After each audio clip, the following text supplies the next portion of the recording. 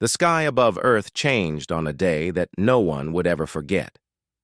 Ji-won Park stood in the observation deck of the International Space Station, looking out at the vast darkness of space. He was the youngest commander in the United Nations military, and today he would make a decision that would change the future of all humanity. As he watched the empty black sky, his hands were steady, but his heart was beating very fast. Then it happened. The ships appeared suddenly, like ghosts emerging from nowhere. They were enormous, bigger than cities, with dark hulls that seemed to swallow light itself. Ji-won had never seen anything so large or so powerful in his entire life. The ships did not move slowly or carefully. They came down toward Earth with purpose and strength. It was clear that this was not an accident. Someone was here, and they wanted to be seen. All around the world, people looked up at the sky. In New York, Tokyo, London, and every other major city, the strange black ships hung in the atmosphere like a warning. The governments of Earth moved quickly. Military forces were put on alert. Scientists tried to understand what they were seeing. Politicians argued about whether to fight or talk. In the United Nations headquarters in New York, emergency meetings were called. The leaders of the world's nations gathered to discuss what to do. It was then that the voice came through every communication system on Earth at the same time. The voice was beautiful and strange, like music made of crystals. It spoke in perfect English, but there was something ancient and powerful about it. I am Queen Hae-ri of the Xyrillian Collective. We come from a distant part of the galaxy. We do not come to attack or destroy. We come to offer friendship and trade. Let us speak as equals. Ji-won listened to this message with great attention. He was chosen to be the human voice in this first contact. It was an enormous responsibility. As a young military commander, he had studied many languages and understood the complex world of diplomacy. He was known for being fair and thoughtful, not quick to anger or fear. The leaders of Earth believed that he was the best person to speak with this unknown queen. Ji-won pressed the button to send his message back to the ship. His voice was calm and clear. Queen Hae-ri, I am Commander Ji-won Park of Earth. We welcome you and your people. We are ready to talk about your offer of friendship. There was a silence after his message. Then the queen's voice came back, and Ji-won felt certain that she was smiling. Thank you, Commander Park. Your willingness to speak with an open heart gives me hope for your people. We will land in a place of safety for both of us. Let us meet face to face. The United Nations chose Switzerland as the meeting place. It was a neutral country that had not been involved in wars for a very long time. In the Swiss mountains, a special zone was created where the Xyrillian visitors could land their ships safely. News reporters from all over the world gathered to watch this historic moment. Everyone was nervous. No one knew what would happen next. When the ship landed, it was the most incredible thing that Earth had ever seen. The ship did not make loud noises or cause damage. It simply descended on beams of light that looked like nothing anyone had ever seen before. When the door of the ship opened, a ramp appeared and someone began to walk down it. It was Queen Hae-ri, and she was beautiful in a way that seemed almost impossible. Her skin was silver and seemed to shine with its own light. Her body was shaped like a human woman, but everything about her seemed more perfect, more graceful, more elegant. She had large eyes that glowed with intelligence and kindness. When she smiled, it felt like the sun was shining inside the room. Ji-won felt nervous as he walked toward the queen. This was the most important moment of his life. As he got closer to her, he noticed that her eyes were watching him carefully. She seemed to be studying him, trying to understand him completely. When they stood face to face, she bowed slightly, a gesture of respect. Welcome to Earth, Queen Hae-ri, Ji-won said, and his voice was steady and strong. Thank you, Commander Park, the queen replied. I can feel the goodness in your heart. This is good. This means we can trust each other. Over the next few weeks, meetings happened every single day. Ji-won and Queen Hai-ri talked for hours about many different things. The Queen had brought gifts for humanity. She showed them medicine that could cure diseases that had killed millions of people. She brought technology that could create clean energy for the entire world. She shared knowledge about how to build cities that would never become polluted or dirty. But these gifts were not free. The Queen wanted something in return. She wanted access to Earth's most valuable things. She wanted to see humanity's greatest works of art and science. She wanted to study the treasures that humans had created over thousands of years of civilization. The United Nations agreed to this request. Over the following weeks, humanity gathered its most precious possessions. The Rosetta Stone came from a museum in London. Ancient paintings came from the most famous art galleries in the world. Sculptures and jewelry and books and scientific instruments were all brought together. Weapons and armor from ancient times were included. Everything that showed how beautiful and intelligent human civilization was. Everything that humans had made and preserved.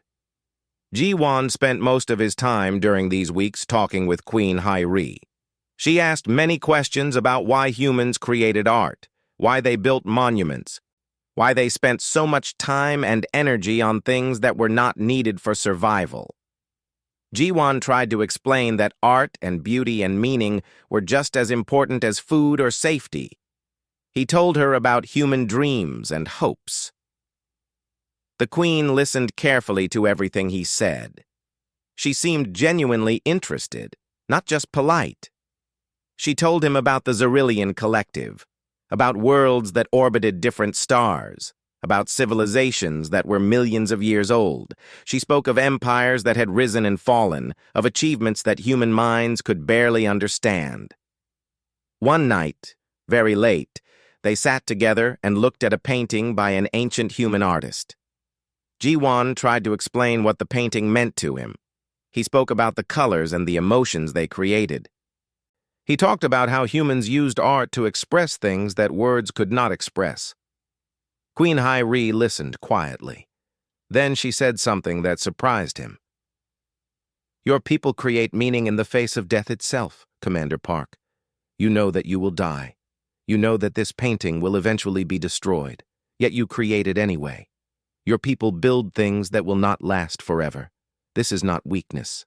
This is the greatest strength I have ever known."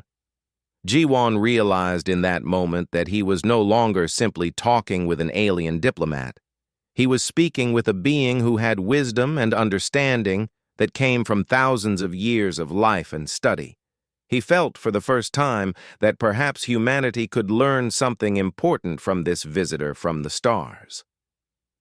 The morning when humanity's greatest treasures were brought to the vault was a bright and clear day. Trucks and helicopters moved slowly and carefully through the Swiss mountains. Guards from every major country in the world worked together to protect these precious things. Each artifact was handled with extreme care, as if it were made of the finest glass that would break with the smallest mistake. The vault itself was built deep under the mountain.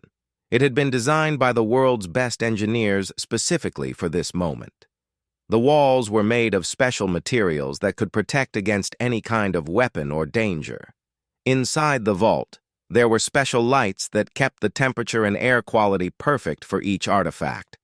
Scientists had worked for weeks, preparing everything. Ji-won supervised much of this preparation. He walked through the vault many times, checking that everything was perfect. He saw paintings from the greatest artists in human history. He saw sculptures that had been created thousands of years ago. He saw ancient documents written on materials that had survived through centuries. There was jewelry that had belonged to kings and queens. There were scientific instruments that had helped humans understand their world. There was armor from ancient warriors. There were tools that showed how humans had grown and learned and achieved great things. As Ji-won walked through the vault, he thought about what each object meant. Each treasure told a story about human beings. A painting showed how humans could see beauty in the world and create something permanent that expressed this beauty. A sculpture showed how humans could take raw material and transform it into something meaningful. Ancient weapons showed that humans had fought each other, but also that they had worked to create more advanced tools and ideas. Queen Hyri came to the vault on a morning when few people were around. She wore simple clothes instead of the formal robes she usually wore. She seemed to want to see the treasures without ceremony or official events. Ji-won was there, and he was surprised when the queen asked him to show her around. Just the two of them. No other people, no cameras, no official observers. They walked slowly through the vault, and Ji-won explained each treasure. He talked about a painting by a human artist named Min Jun, who lived 500 years ago. The painting showed a simple mountain landscape, but it had a quality that made humans feel calm and peaceful when they looked at it. The queen stood in front of this painting for a very long time without speaking. "Why did he paint this?" the queen finally asked. "This mountain exists in nature. Why did he need to paint it again?" Ji-won thought about this question carefully. "The painting shows what the artist felt when he saw the mountain," he explained. "It is not just a copy of the mountain. It is the artist's love for the mountain, his understanding of its beauty. When people look at this painting, they feel the same love and beauty.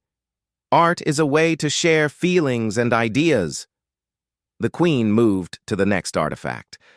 It was a piece of ancient jewelry made with gold and precious stones. "This is beautiful," she said, "but it has no purpose except to be beautiful. Your people made this knowing it would eventually be lost or destroyed." "Yes," Ji-won said. "We make beautiful things even though we know they will not last forever. Perhaps that makes them more beautiful, not less. We create beauty because life is short, and we want to remember beauty even after we are gone." The queen looked at Ji-won with her glowing eyes. "You understand something important," she said. "My people have forgotten this. We collect things because they have value. We preserve things because they are rare and powerful. But we have forgotten that things can be precious simply because they are beautiful and meaningful." They spent hours in the vault. The queen asked thousands of questions. She wanted to know who created each object, why they created it, what had happened to the creator. She wanted to understand not just the objects themselves, but the human minds that had made them. Ji-won told her about Mina, a female scientist from Korea who had discovered medicines that saved millions of lives. He told her about Ha-yun, a teacher who had written books that changed how humans educated their children. He told her about ancient warriors and artists and rulers and farmers. Each person's story helped explain why humans created their treasures. As evening came, they sat together in the vault's main room. The lights of the vault made the treasures seem to glow with special beauty. The queen spoke softly. "Commander Park, I want to tell you something about my people," she said. "The Xyrillian Collective is very old. We have existed for more than 10,000 years. We have built cities that reach toward the stars. We have created technologies that seem like magic to your people. We have conquered other worlds. We have gathered resources and knowledge from across the galaxy." She paused and looked around at the human treasures. "But when I see what you have created, I feel something strange. Your people are young. You have only had civilization for a few thousand years. You still hurt each other. You still make many mistakes. Yet you create beauty. You try to make meaning. You do not just take and collect and destroy. You also give and create and build." Ji-won listened carefully. He had learned that when the queen spoke, she was usually trying to teach something important. "My people have become tired," the queen continued. "We collect treasures, but we do not feel joy when we look at them. We have power, but we do not know what to do with it. We have lived for so long that we have forgotten why living is important." She turned to look at Ji-won directly. "But you have not forgotten. Humans still understand that life is precious because it is temporary. You still create things because creating them is important, not because the things are valuable. You still love each other, even though everyone dies. Jiwan felt moved by the Queen's words. He understood that she was telling him something very true about the difference between human civilization and Xyrillian civilization. Humans made things because they loved and cared and wanted to express themselves. The Xyrillians made things because they were powerful and wanted to show their power. The next morning, there was an official ceremony in the vault. The world's leaders came to watch as humanity presented its treasures to Queen Hyri. Media from all over the world broadcast the event live. Millions of people watched as one treasure after another was carefully moved to where the Queen could examine it. But Jiwan noticed something strange. The Queen was looking at the treasures, yes, but she was not touching them. She was not moving closer to examine them. She seemed to be thinking about something else, something that concerned her. Her beautiful silver face looked troubled and thoughtful. That night, Jiwan received a message. The Queen wanted to see him alone at the vault. She had something important to discuss. Jiwan's heart beat fast as he made his way to the vault in the darkness. He did not know what the Queen wanted to talk about, but he knew it was something very important. He could feel it in the way she had sent the message. Something was about to change. The day of the great transfer had arrived at last. Thousands of people gathered in the valley outside the vault. Government officials from every country in the world were there. Scientists and historians came to witness this historic moment. News reporters from every continent stood ready to tell the story to billions of people watching at home. Security was everywhere, with guards standing ready to protect the precious artifacts. The ceremony began with speeches. The United Nations Secretary General spoke about the importance of this moment. He talked about how this was the first time in human history that all nations had worked together to gather humanity's greatest treasures. He spoke about peace and friendship between worlds. He talked about how this gift would help humanity build a better future. Then it was time. The vault doors began to open slowly. The cameras flashed as the treasures became visible to everyone. The paintings were displayed on special stands that protected them. The sculptures stood proud and beautiful in the morning light. The ancient documents were shown under special glass. Every treasure that humanity had carefully selected was revealed to the watching Queen and the watching world. Jiwan stood near the Queen as she watched the treasures being revealed. He watched her face carefully to see her reaction, but her expression was strange. She looked thoughtful and sad, not happy or excited.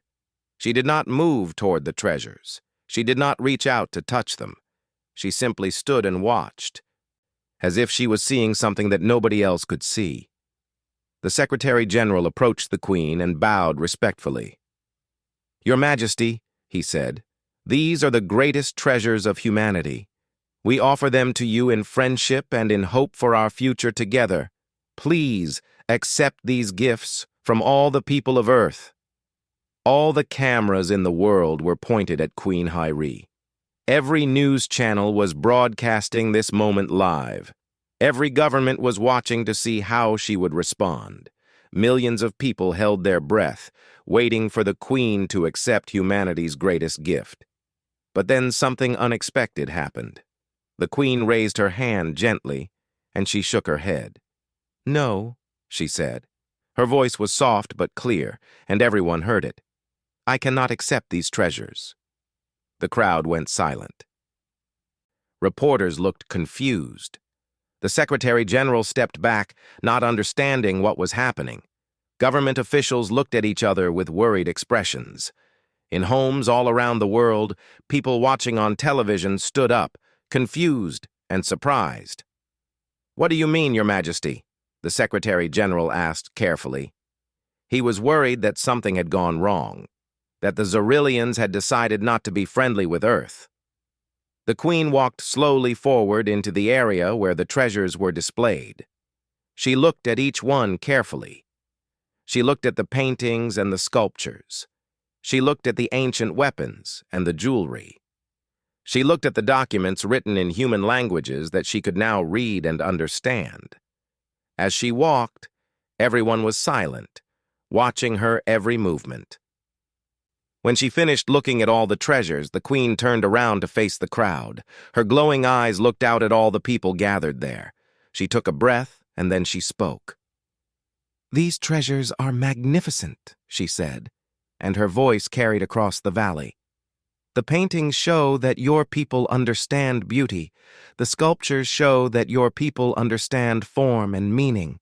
The ancient documents show that your people value knowledge and history. These things are precious beyond measure. They are wonderful in every way." She paused, and no one moved or spoke. "But I cannot accept them," she continued. "Do you know why? Because they belong here. They belong on Earth, with your people, in your museums and galleries and protected places. These treasures are part of your identity. They connect you to your past. They show you where you came from. They inspire you to create more beauty and more meaning in your future." The queen's voice became stronger and more certain. "If I take these treasures away, I will be taking away part of your soul. I will be taking away part of what makes you human, and I will not do this because I respect your people too much." The crowd did not know how to react. Some people started to applaud, but most just stood in shocked silence. This was not what anyone had expected. The whole purpose of this ceremony was to give the treasures to the queen.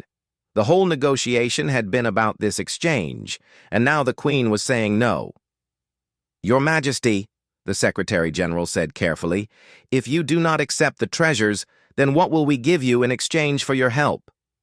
"We promised you access to Earth's greatest possessions." The queen looked directly at the Secretary General. "You promised nothing that I truly need," she said. "Your greatest possessions are not stones and metals and old things. Your greatest possession is your people and your spirit. And now, I have a different request." Everyone leaned forward, trying to hear what she would say next. The cameras zoomed in. The reporters held their breath. The whole world was listening. "I have one request," the queen said, "and this is all I ask in exchange for the knowledge and technology that my people will share with you. I ask for something that cannot be given by your government or your leaders." She turned slowly and looked across the crowd. Her eyes seemed to search for someone specific. Ji-won felt his heart begin to beat faster. He had a strange feeling that something important was about to happen. "I need to speak with Commander Ji-won Park," the queen said clearly. "I wish to speak with him alone. There is a matter of great importance that only he can help me with." All the cameras and all the attention in the world turned toward Ji-won. He felt every eye looking at him. He heard people whispering his name. News reporters were already speaking into their cameras, saying his name and asking questions about what the queen wanted. Ji-won stood up and walked toward the queen. His legs felt strange, as if they were not quite connected to his body. His mind was racing with questions. What did the queen want? Why had she asked for him specifically? What could be so important? As he walked closer to the queen, she looked down at him with her glowing eyes. A small smile appeared on her beautiful silver face. "Thank you for coming, Commander," she said. "What I have to tell you will change everything. For you, for your people, for the galaxy itself." The queen gestured to a private room that had been prepared nearby. Ji-won followed her, leaving behind all the cameras and reporters and government officials. Everyone watched as the door closed behind them, leaving the world wondering what the queen wanted to say to the young human commander who had been chosen to be the first voice of Earth to the stars. The private room was quiet and peaceful. There were no cameras, no reporters, no government officials. It was just Ji-won and Queen Hai-ri sitting across from each other at a simple table. The walls of the room were made of a material that was both strong and beautiful, like polished stone. Outside, the world was confused and wondering what was happening, but inside this room, there was only silence. The Queen looked at Ji-won carefully, as if she was studying his face and trying to see into his mind. Ji-won felt nervous, but he tried to keep his face calm and peaceful. He was trained as a military commander to remain calm in difficult situations, but this was different. He had never been nervous about anything like this before. "I will be direct with you, Commander Park," the Queen said, and her voice was serious and thoughtful. "I will tell you exactly why I have rejected the treasures, and I will tell you what I truly want." Ji-won waited. He did not speak. He knew that the Queen had something important to say, and he needed to listen carefully. "My people, the Xyrillian Collective, have existed for more than 10,000 years, the Queen began. "We have built a civilization that spans across many star systems. We have conquered hundreds of planets. We have created technology that your people could not even imagine. We have accumulated power and resources beyond measure. Everything that most species in the galaxy consider valuable, we already possess." She paused and looked out the window at the mountains of Earth in the distance. "But there is one thing that we have lost, one thing that we had long ago, but we have forgotten how to have it. As my people grew more powerful, we forgot something very important." "What did you forget?" Ji-won asked quietly. "We forgot how to care about things that cannot be measured," the Queen replied. "We forgot the importance of compassion. We forgot the beauty of mercy. We forgot that power without wisdom is just destruction. We forgot what it means to choose to protect instead of conquer." The Queen turned to face Ji-won directly.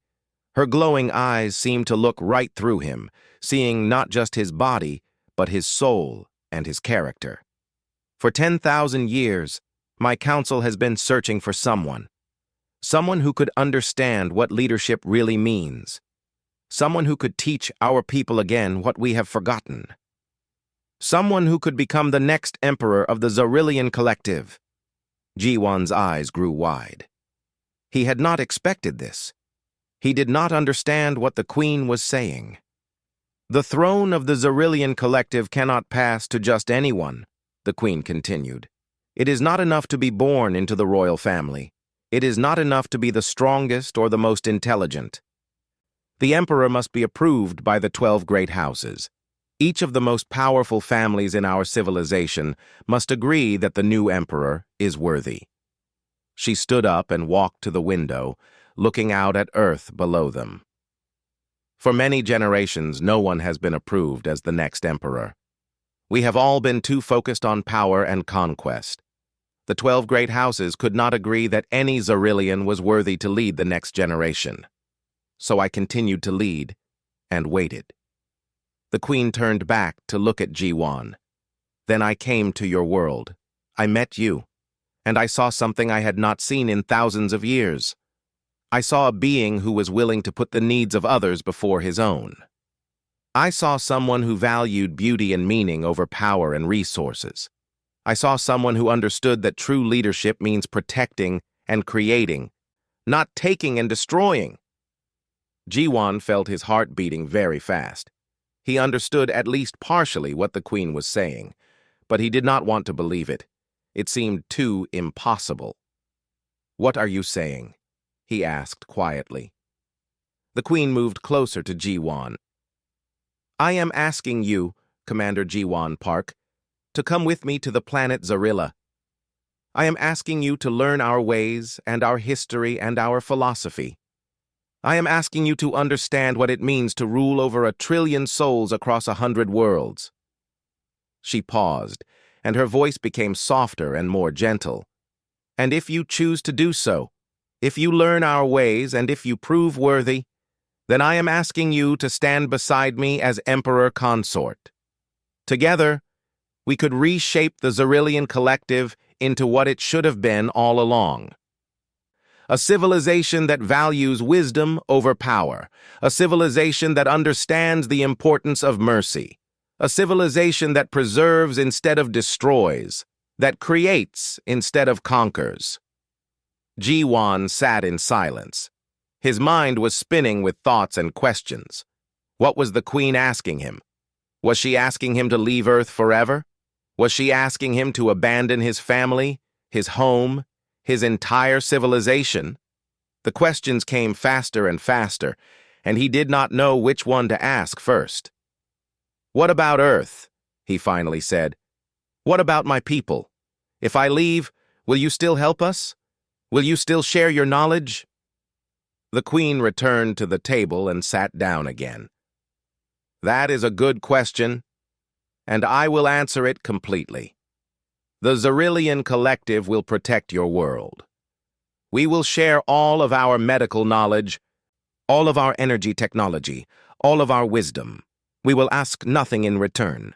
Your people's future will be safe and secure under Xyrillian protection."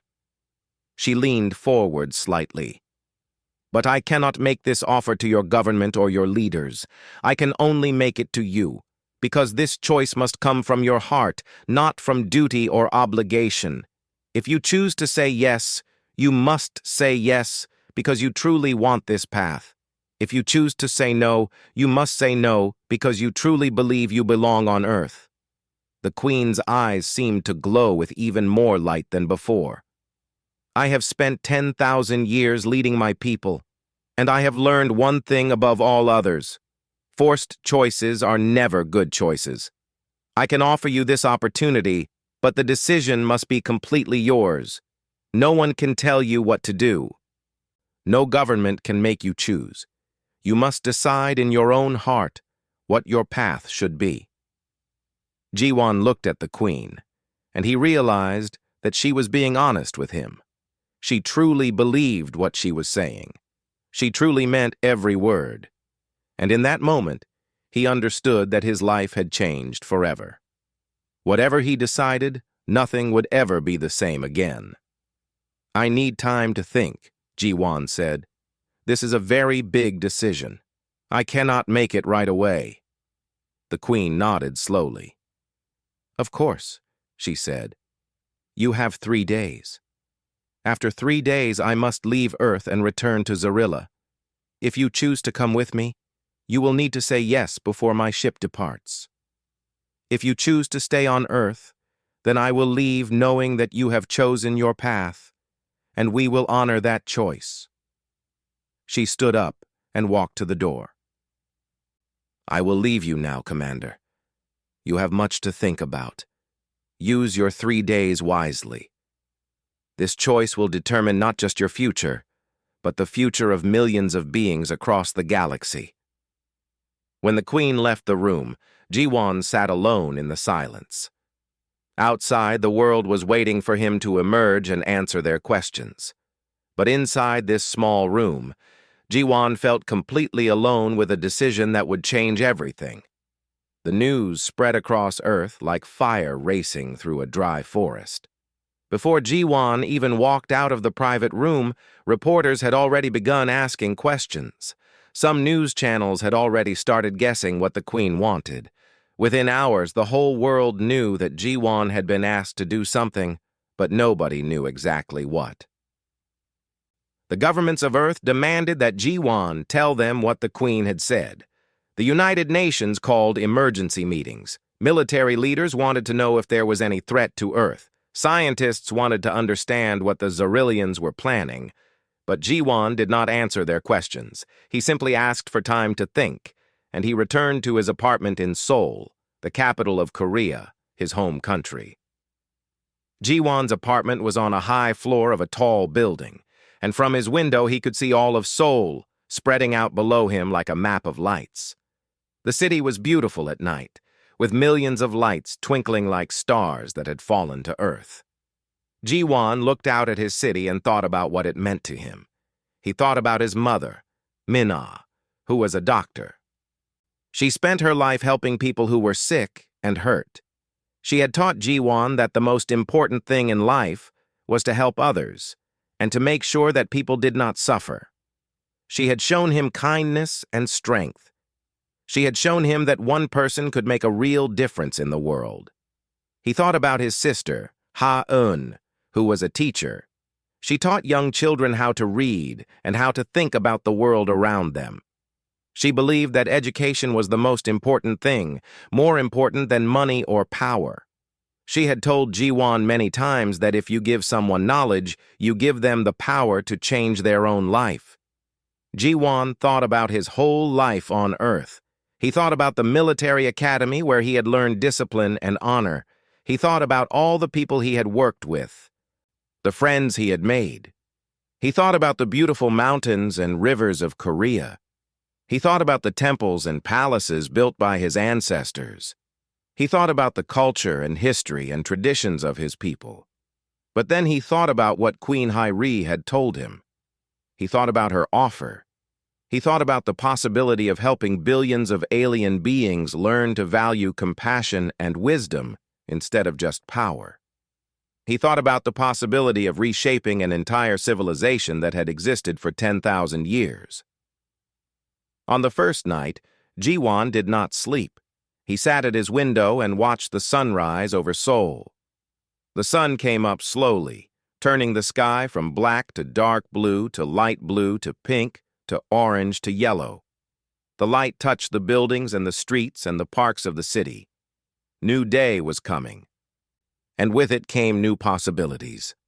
On the second day, Ji-won's mother came to his apartment. She had heard the news on television that her son had been asked to do something important. She wanted to know what was happening. Ji-won sat with her in his living room and told her everything. He told her about Queen Hai-Ri's offer. He told her that he was thinking about leaving Earth and going to the Xyrillian world. Minna listened without interrupting. When Ji-won finished speaking, she was quiet for a long time. Then she took her son's hand and held it gently. "You have always been the kind of person who wants to help others," she said. "Even when you were a small child, you wanted to make sure that everyone was okay. You wanted to make sure that no one was hurt or lonely." She paused and looked at her son with love in her eyes. "If this queen believes that you can help her people, then perhaps you should go, but only if it is truly what you want, only if you believe in your heart that this is the right path for you." On the second night, Ji-won's sister called him. She had also heard the news. Ha-un was excited and worried at the same time. She wanted to know everything about the queen and the Xyrillian collective. Ji-won described the queen, described her wisdom, described how it felt to talk to someone who had been alive for thousands of years and had seen so much and understood so much.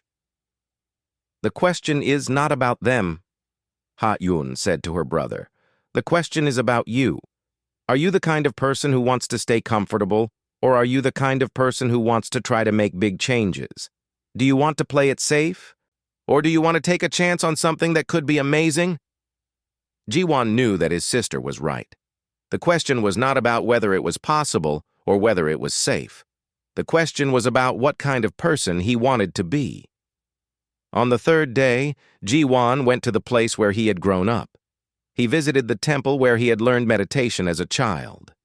He walked through the gardens that had been tended for hundreds of years. He looked at the statues of ancient monks and wise men. He thought about all the humans who had come before him, all the people who had made choices that shaped their lives and shaped their world. That night, Ji-won called the United Nations. He said that he had made his decision and that he wanted to speak to the assembled leaders of Earth.